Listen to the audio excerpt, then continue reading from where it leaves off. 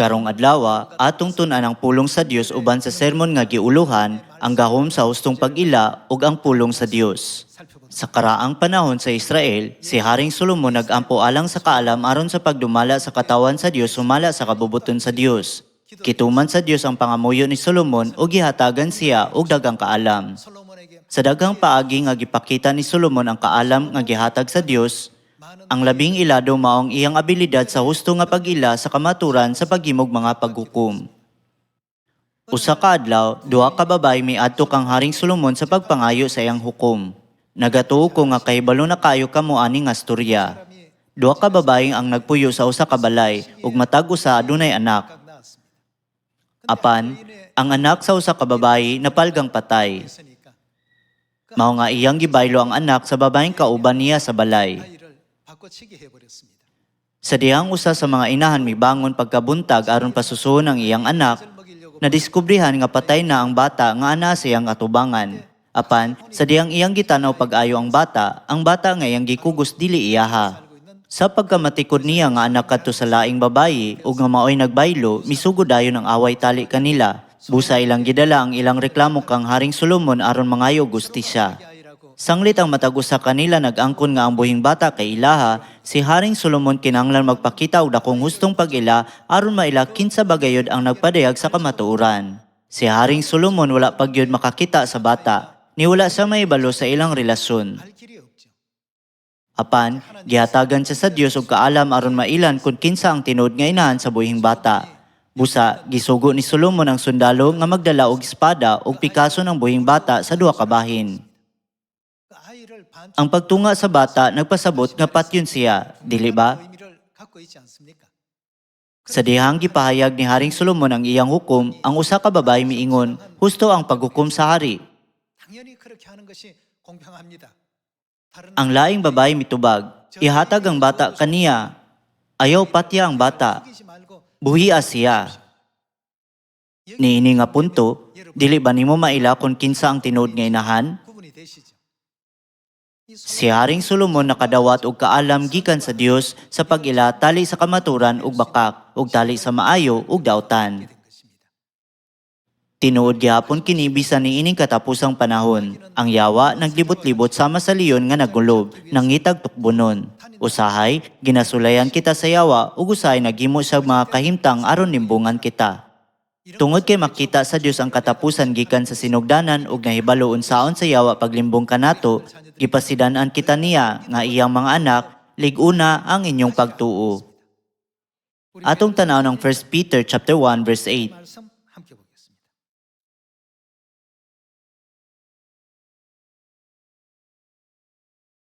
1 Peter chapter 1 verse 8. Gigugman ninyo siya bisan wala kamo makakita kaniya ug nagtuo kamo kaniya bisag wala kamo makakita kaniya hangtod karon. Busa na puno kamo pag-ayo sa kalipay nga dili malitok sa pulong tungod kay nakadawat man kamo sa bunga sa inyong pagtuo. Unsa kini? Nga mao ang inyong kaluwasan. Sa unsang paagi na ila ni Haring Solomon ang kamaturan gikan sa bakak. Samtang nagpakita siya og dakong kaalam, bisan wala pa niya mahimamat ang maong mga babae kaniadto o makita ang ilang mga anak. Nakaibalo siya sa kalainan kay nasayod siya nga mga inahan adunay kinaayanhong pagkainahan nga nagikan sa lawom nga gugma nga natural gibati para sa ilang mga anak. Nining panahon na, daghang simbahan, daghang reliyosong organisasyon, ug daghang tawo sama sa balas sa baybayon. Unya, unsa man ang atong gamiton aron masayran ang tinuod gikan sa bakak. Ang Dios naghatag kanato og tubag niini nga pangutana sama sa mosunod. Unsa may tumong sa atong pagtuo, ang kasulatan nagtulo kanato nga dili kalimtan nga ang tumong sa atong pagtuo mao ang kaluwasan sa atong kalag. Unsa may gibuhat ni Satanas gikan sa sinugdanan, kanunay siya nga namakak.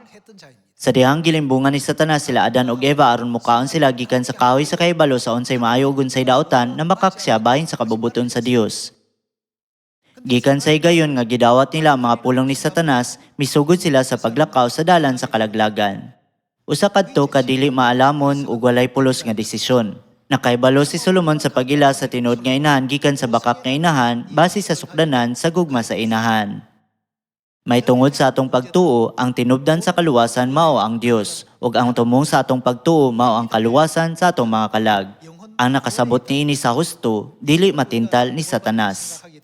Dili siya makailad kanila, tungod kay kini nga tawo adunay klaro nga sukdanan aron masukod kung tinuod ba o bakak ang usa ka butang. Kadtong dili mosunod niini nga sukdanan, pirmi silang matintal pag-usab. Busa, unsa ang gisulti ni Hesus kanato? Siya nagsulti kanato sa pagtukod sa atong pagtudiya sa bato. Kinsa man ang bato? Dili ba nasulat sa kasulatan nga ang bato nagrepresentar kang Kristo?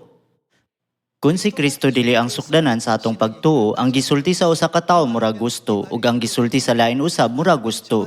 Kini nga paagi imposible nga matukod ang sukdanan sa tinuod. Sa unsang paagi gipakita sa Dios ang mga kalihukan ni Satanas? Tan-aw nato ang 1 Peter chapter 5 verse 6.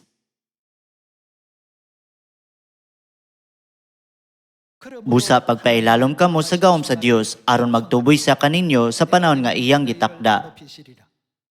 Itugyan kaniya ang tanan ninyong kabalaka kay siya ang nagatiman kaninyo. Pagmaigmat og pagmaminantayon kamo kay ang inyong kaaway nga maong yawa naglibot-libot kaniyo sama sa leon nga nagulob. Nangitaog, kinsa ang iyang gipangita?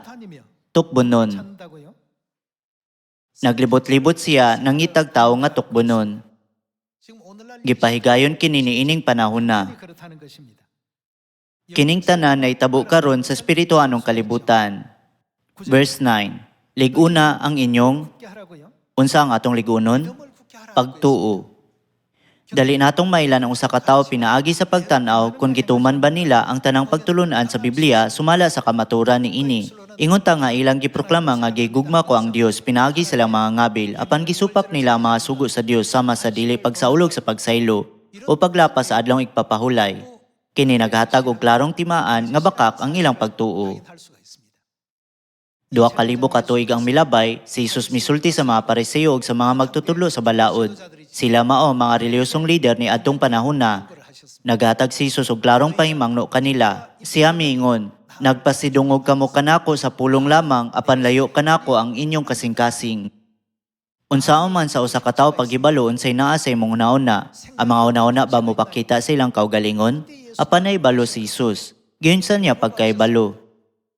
Sumala sa Matthew chapter 15, unsang klase nga pagtulunan ang ilang nadawat? Si Jesus mingon, giunsa niyo pag-angkon nga gigugma ninyo ako kung inyong gisunod ang mga sugo nga hinimo sa tawo?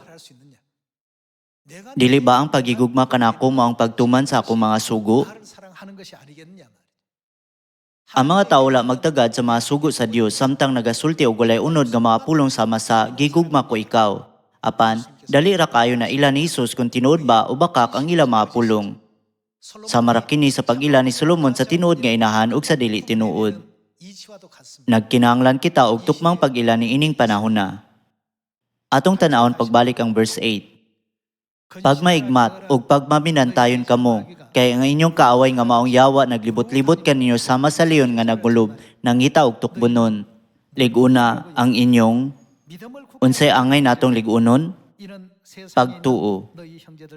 Ug sukli siya kay nasayod kamo nga ang inyong isig ka magtutuo sa tibok kalibutan gisulayan usab sa samang alantuson.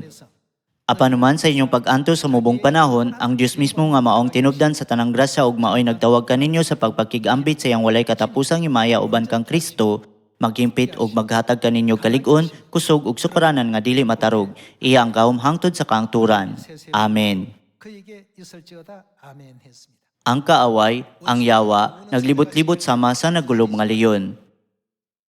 Sa dihang si Jesus gitintal ni Satanas human sa 40 ka adlaw sa pagpuasa, dali ra niya napildi ang tanang mga tentasyon. Unsay gisulti ni Jesus? Ang tawo mabuhi dili sa panlamang, kundi sa matag pulong usab nga isulti sa Dios. Pag kinabuhi sa pulong sa Dios, kung gusto nimo nga magkinabuhi nga husto. Nakurat si Satanas tungod kay wala damha ang tubag. Mahimong sayop nga gamiton ni Satanas ang Biblia sa pagpatay sa usa ka kalag pinaagi sa ilad ug tentasyon. Miingon sa kang Hesus, kung moambak ka sa ibabaw sa templo, bayawon ka sa mga anghel sa dili pa maigo ang imong tiil sa bato. 잡아줄 것 아니겠습니까? Iyang gituis o gisayop niya ang paggamit sa Biblia. Busa, unsay tubag ni Jesus? Ayaw tintala ang Ginoo nga imong Dios. Ang Dios mao ang tumong sa pagtuo, dili ang tumong sa pagsulay. Busa, ang problema mao kung maminaw kita sa pulong ni Satanas. Dili ba si Satanas ang naglimbong kanato o ginungdan nga kita gilabay gikan sa langit kadto sa kalibutan? Ang pagpamati kaniya nagdala sa padayon nga tentasyon. Kinahanglan nato pangutanon ang atong kaugalingon, kinahanglan ba nga maminaw ko niini? Kung dili nato tutukan ang sukdanan sa kaluwasan sa atong mga kalag, dili kita makaila sa husto ug ang atong pagtuo kanunay nga maluya. Wala ba si Satanas misulay sa pagtintal kang Hesus? Usahay, ginagamit pa ganit niya ang Biblia, siya mapangilad kaayo. Kung may tabo kanimo ang naitabo sa pagsulay kang Haring Solomon, unsaon man nimo pagtubag? Kung mulihok ka nga walay pag-ila, mahimo nimong hunaon-naon, 50-50 ra ang tsansa. Swerte lang kining tanan. Ug mawala unta ang oportunidad nga mahatag ang bata sa iyang tinuod nga inahan. Si Solomon tukma sa iyang pag-ila. Kini tungod kay siya adunay klaro nga sukdanan. Bisan pa sa atong pagtuo, kung walay sukdanan, permita magduha-duha kung tinuod ba o bakak ang butang. Nganuman, si Satanas usa ka mabangis nga lobo nga nagailog sa mga kalag, apan unsay iyang itsura sa gawas? Tungod kay siya ang nagpakarong ingnon nga karnero, dili nila siya mailahan. Dugang pa, tungod kay espirituhanon man ang kamaturan, walay paagi para sa mga naa sa unod nga mailan ug masabtan siya sa husto. Mao nga karon, ang Dios naghatag kanato sa kaalam nga atong gikinahanglan. Tungod kay nakadawat man kamo sa bunga sa inyong pagtuo nga mao ang inyong kaluwasan. Apan, si Satanas padayon usab nga naghungog og ilad nga mga pulong sa dunggan sa katawhan sukad pa sa paghimo sa kalibutan. Sama sa iyang pagpangilad kang Eva aron mokaon sa kahoy nga naghatag og kahibalo unsay maayo ug unsay daotan. Sa espirituhanong kalibutan, adunay mga pulong sa Dios ug mga pulong ni Satanas. Ang Dios mingon, kung mukaon ka niini, nianang adlaw mamatay ka gayud. Aron ipaybalo kanato ang kinaiya sa kahoy nga naghatag og kahibalo unsay maayo ug unsay daotan. Bisan pa ni ana, kung maminaw ka sa pulong ni Satanas, kini mahimong daw mas maayo nga paminawon. Busa kinahanglan natong tagdon ang pulong sa Dios nga naghatag kanato sa kaluwasan sa atong mga kalag. Magpadayon kita sa Hosea chapter 8 verse 11.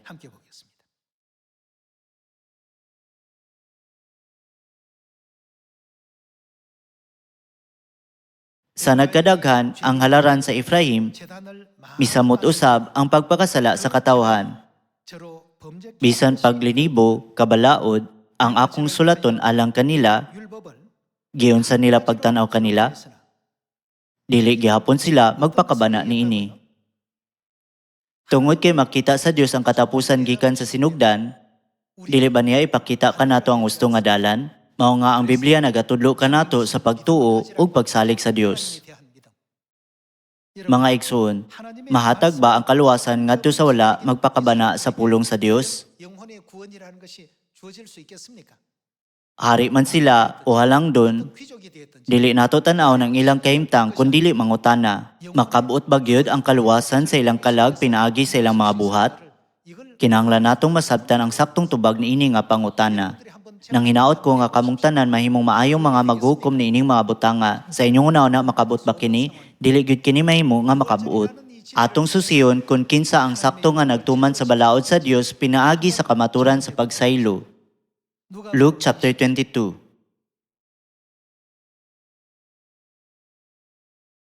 Atong tan-awon ang Luke chapter 22 verse 7. Ug miabot ang adlaw sa kasaulogan sa pan nga walay patubo nga mo'y tingihaw sa mga nating karnero nga mo'y kanon sa panihapon sa panahon sa pangilin sa pagsaylo. Giingnan ni Jesus si Pedro ug si Juan, lakaw kamo gikain ninyo. Para sa unsa kini nga hikay? Ang atong panihapon sa pangilin sa pagsaylo. Sumala sa verse 13, ang mga tinun-an nilakaw ug giandam ang pagsaylo. Atong tanawon kung giun sa pagsaulog ni Jesus ang pagsaylo pinaagi sa pag-adto sa verse 19. Luke chapter 22 verse 19. Gikuha niya ang pan ug nagpasalamat siya sa Dios unya gipikas-pikas niya kini ug gihatag kanila nga nag-ingon, mao kining akong lawas nga gihatag alang kaninyo. Unsa ang iyang gisugo kanato? Buhatan ninyo kini. Kini mao ang pulong sa Dios. Unya, Unsa ang angay buhaton niadtong maminaw sa iyang pulong? Buhatan ninyo kini aron paghandom kanako. Uman sa panihapon gikuha usab niya ang kupa ug nagpasalamat siya sa Dios.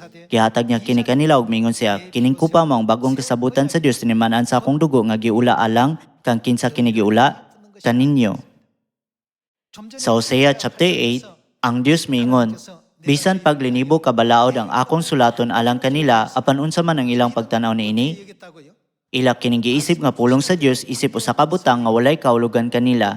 Karong panahon na, dili ba daghan kaayong tawo ang wala nagpakabana sa pagsaylo ang kamaturan sa kinabuhi? Dayon, palihog paghimo og hukom karon pinaagi sa mga pulong ni Hosea chapter 8 ug Luke chapter 22. Asa nga bahin ang tinuod nga makadawat sa kaluwasan ug asa ang dili? Kadtong maminaw sa mga pulong sa Dios anaa sa kiliran sa Dios ug makadawat kayod sa kaluwasan. Apan, aron mapugnan ang katawan sa Dios sa pagtuman sa pagsaylo sa bagong kasabutan, sa konseyo sa Nicaea ni adtong AD 325, malimbungon nga gipakaulawan ang pagsaylo ug giusab ang panahon sa pagsaulog niini. Kinahanglan natong mailan kung unsa ang nahitabo niining panahon na.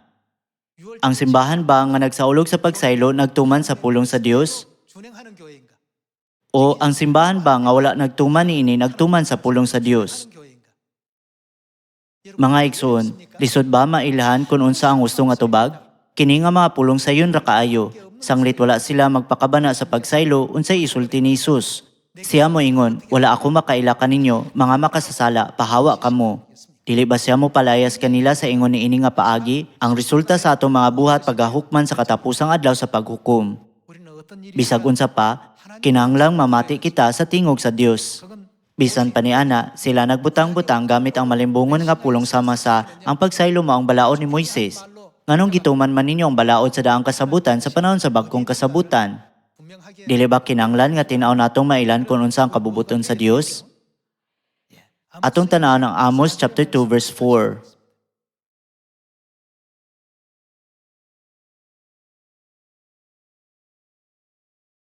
Ang Ginoo nag-ingon, ang katawan sa Juda nagpadayon sa pagpakasala. Silutan ko gayud sila. Unsa ang ilang nahimo? Kay gisalikway nila ang akong mga balaod ug unsa pa ang ilang nahimo? Wala nila tuman ang akong kasuguan. Gipasalaag sila sa mini nga Dios nga gialagaran sa ilang katigulangan. Ang Dios naghatag kanato sa Biblia ug nagtukod sa iyang mga sugo, lagda ug mga balaod alang sa kaluwasan sa katawhan. Apan, nisinggit sila ngadto sa Dios, gihigugma tika. Samtang sa samang higayon mosulti usab sila, dili nako masunod ang gisulti sa Dios. Ang ilang tinuod nga gipasabot mao nga wala sila nahigugma sa Dios. Kini ang ilang tinuod nga katuyuan.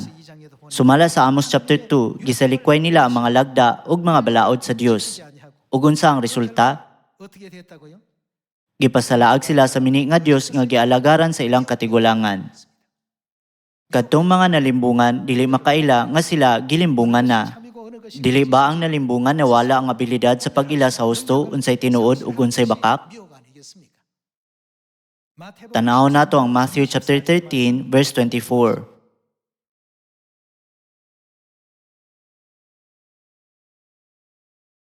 Unya misugilon si Jesus kanila laing sambingay.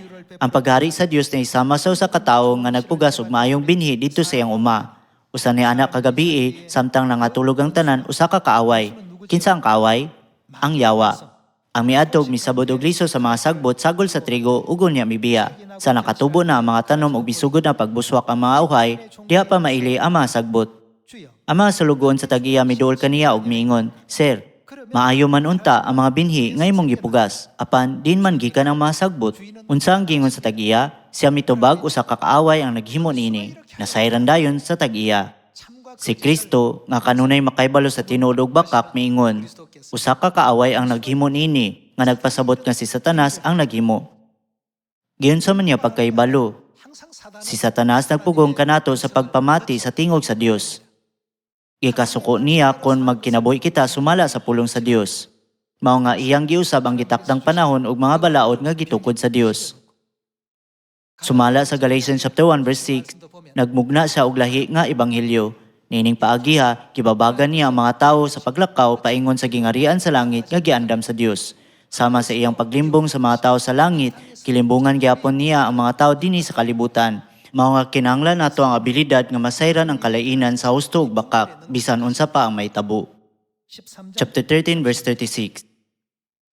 Unya mibiya si Jesus sa mga taog misulod sa balay. Ang iya mga tinunan miduol kaniya og miingon, pasabta kami sa kaulugan sa sambingay may tungod sa mga sagbot sa uma. Si Jesus mitubag, ang nagpuga sa maayong binhi maong anak sa tao. Gipasabot ni Jesus nga mag-uma nga nagpugas og maayong binhi nagrepresentar kaniya. Ang uma maong kalibutan ug ang maayong binhi maong mga tawo nga sakop sa gingharian. Ang mga sagbot maong mga tawo nga sakop sa yawa ug ang kaaway nga nagsabot sa mga sagbot maong yawa. Ang pagpangani mo ang katapusan sa kalibutan ug ang tig-ani mo ang mga anghel. Sama nga ang mga sagbot hipuson ug sunugon, mausab kini ang mahitabo sa katapusan sa kalibutan. Nangutana mga sulugon, Sir, daghan kayo ang mga sagbot sa uma. Gusto ba nimo nga among pangibton kini? Unsay tubag sa tag-iya? Verse 29. Siya mitubag, ayaw, kaysa inyo niyang pag-ibot sa mga sagbot basig maapil og kaibot ang trigo. Pasag din ninyo nga ang trigo ug ang mga sagbot magdungag tubo hangtod kanus-a, hangtod sa ting-ani.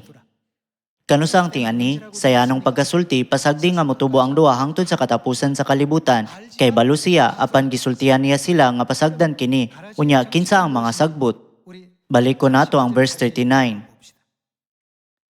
ug ang kaaway nga nagsabot sa mga sagbot maong yawa, ang pagpangani mo ang katapusan sa kalibutan ug ang tigan ni maong mga anghel.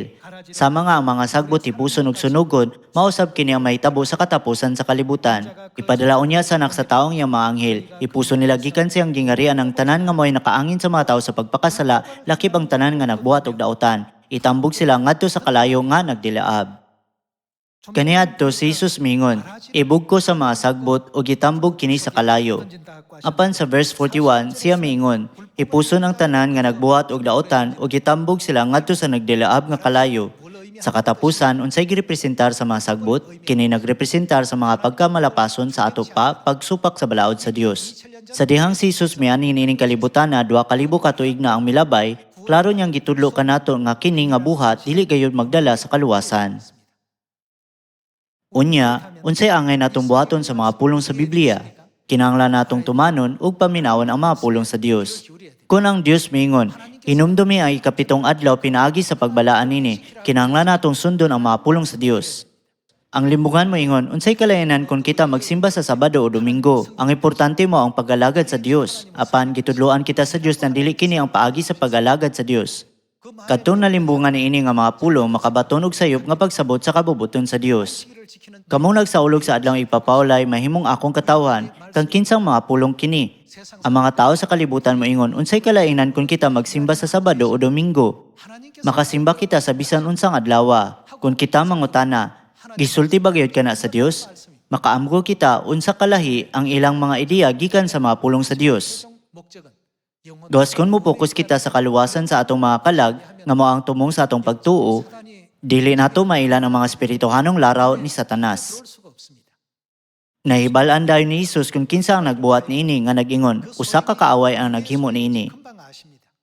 Sama ra kini sa dihang dali nga naila ni Solomon ang tinuod nga inahan gikan sa mini nga inahan. Mga igsoon, kita kinahanglan adunay Espiritu Santo sa pag-ila. Kinahanglan maminaw kita sa tingog sa Dios aron masabtan nato ang gisugo sa Dios. Padayon kita sa Genesis chapter 3.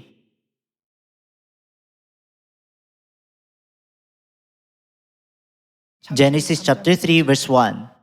Sa tanang mananap nga gibuhat sa Ginoong Dios, ang bitin mao ang labing limbungan. Gipangutana sa bitin ang babae, gididaan ba di ay kamo sa Dios pagkaon sa bunga sa tanang kahoy sa tanaman? Mitubag ang babae, makakaon kami sa mga bunga sa tanang kahoy sa tanaman, gawa sa kahoy nga naa sa taliwala nini.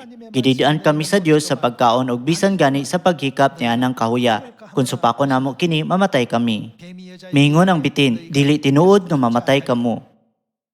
Kinsa ang mingon, dili tinuod nga mamatay kamo? Kini mao mga pulong nga gisulti ni Satanas, ang bitin, dili ang mga pulong sa Dios. Unsa ang gingon sa Dios? Kung mukaon ka niini, ni anang adlaw mamatay ka gayod. Sa senaryo nga ang usa mo ingon, kaon niini, dili ka mo mamatay, ug ang pikas nga bahin mo ingon, kung mukaon ka niini, ni anang adlaw mamatay ka gayod. Kinsa man ang angay natong paminawon? Makaluluoy sa tanaman sa Eden, si Eva natintal sa mga pulong ni Satanas. Ang pulong sa Dios kinahanglan magiya kanato kanunay. Dili ba ang Dios nagpukaw kanato ngadto sa dalan paingon sa gingarian sa langit ug sa kaluwasan sa atong kalag? Tan-awon nato ang John chapter 8 verse 35.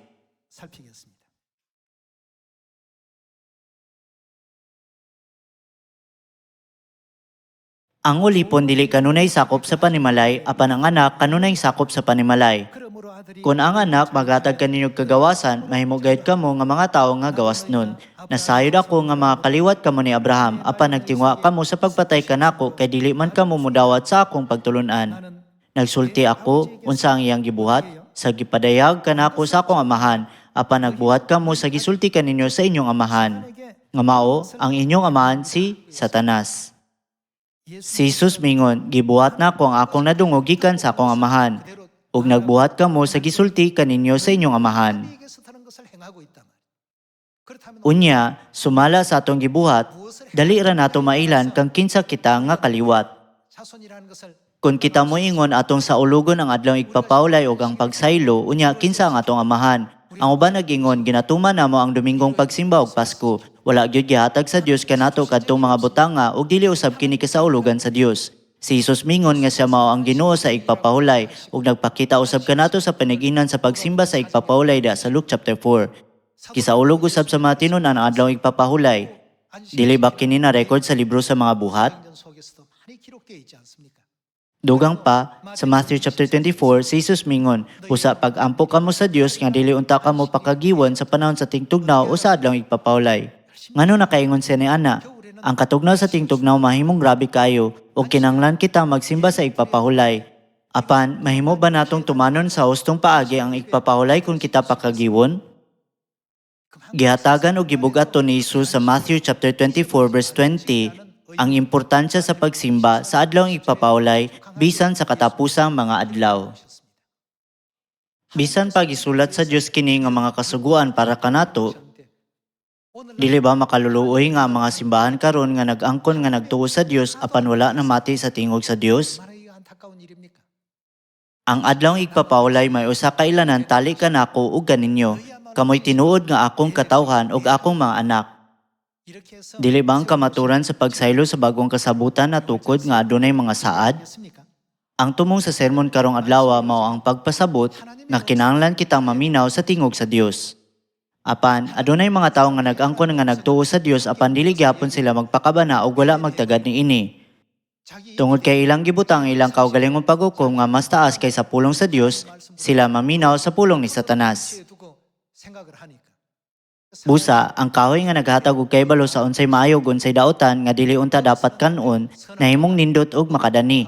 Kini nakapahimuot sa ilang mga mata ug gihandom aron makabaton og kaalam. Sa katapusan, dili ba bisan unsa niini nga resulta mao gayud ang tuyo ni Satanas?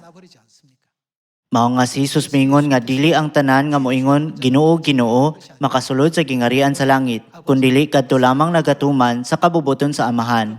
Dili ba ang pagsunod sa iyang mga pagtulunan mao ang dali nga dalan sa pagkabot sa atong kaluwasan? Atong tanaw ng 1 John chapter 2 verse 18.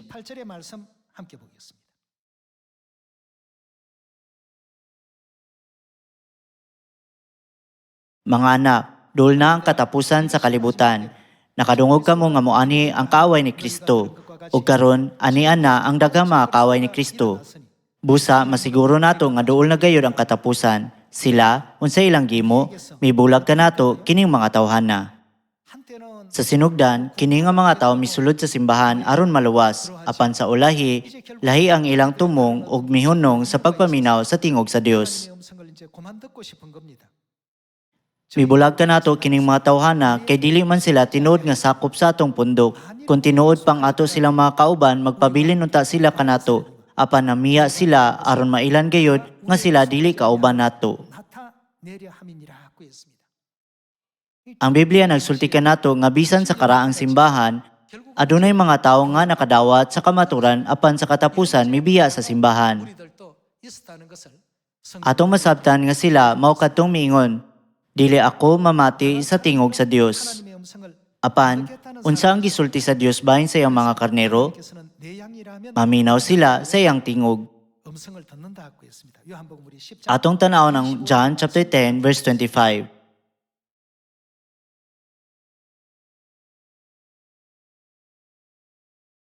Si Jesus mitubag, gisultihan ko na kamo apan wala kamo motuo kanako. Ang mga buhat nga akong gihimo sa ngalan sa akong amahan mao ang akong saksi. Apan dili kamo motuo tungod kay ngano kaha? Dili man kamo akong mga karnero. Ang akong mga karnero mamati sa akong tingog, nakaila ako kanila ug sila nagsunod kanako. Naghatag ako kanila sa kinabuhing dayon ug dili na gayud sila mga matay ug walay makaagaw kanila gikan kanako. Ang akong amahan nga mo'y naghatag kanila nga kanako labaw sa tanan ug walay makaagaw kanila gikan sa amahan. Unsa ang kinaiya sa mga gitawag sa Dios nga akong mga karnero? Si Jesus mingon nga sila mamati gayud sa iyang tingog. Siya mingon, nakaila ako kanila ug nagsunod sila kanako. Ang Dios na ibalo na niini. Niini nga panahon, si Kristo ang sanghong ug si langit ng inahambag kong Jerusalem, naghatag kanato sa mga sugo, lagda ug mga balaod sa bagong kasabutan, ug nagtugot kanato sa pagpamati sa tingog sa Dios. Ang rason nga kinahanglan natong sundon ang mga pagtulunan ni Amahan ug Ginahan mao nga ang Biblia ug ang mga propeta nagtudlo sa tanang panahon nga kini mao ang dalan sa kaluwasan. Ang dalan paingon sa langit, ang dalan sa hustisya, ang dalan sa grasya, ug ang dalan sa pagdawat sa panalangin nga gitingwa sa Dios alang kanato. Nining panahon na, gikinahanglan nato ang gawom sa saktong pag-ila. Si Satanas naglibot-libot sama sa naggulob nga leyon nga nangitag tukbonon. Sa bisan unsang sitwasyon, kinahanglan nato pangitaon ang kaalam sa pagtuo sama kang Solomon. Bisan unsa pa, kinahanglan natong sundon ang dalan ni Amahan ug Ginahan. Ang dalan nga gipanguluhan sa Dios hangtod sa katapusan. Mga igsuon, ang dalan nga atong gilakwan mao ang husto nga dalan. Usahay, ang hustong dalan naglakip sa paglutos, mga babag, ug mga tentasyon, ug bisan tingwa sa paglimbong kanato. Bisan tuod adunay daghang mga tentasyon gikan ni Satanas, kinahanglan magpabilin kamo nga lig-on sa inyong pagtuo hangtod sa katapusan ug paminawon lamang ang tingog sa Dios. Basta magsunod kita sa tingog sa Dios, sigurado kita nga makasulod sa walay katapusang gingharian sa langit. Naglaom nga kita mahimong mas matinudanon sa mga pagtulunan sa Dios, mapahibalo sa husto ang mga wala pa makaibalo sa gingharian sa langit, ug mahatagan sila og paglaom. Buot kong tapuson ang sermon karong adlaw. Daghang salamat.